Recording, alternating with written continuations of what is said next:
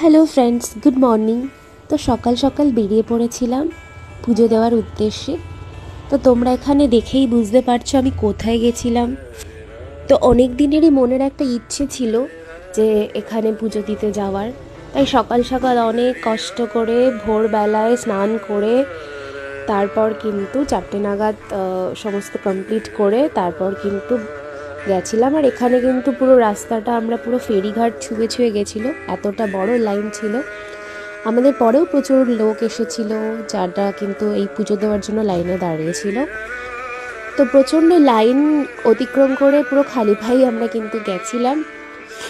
আর সকালবেলায় যেহেতু ছিল এখানটায় কিন্তু পুরোহিতদের রাস্তাও ছিল, এখান দিয়ে আমরা সবাই ওইখান দিয়েই প্রবেশ করছিলাম।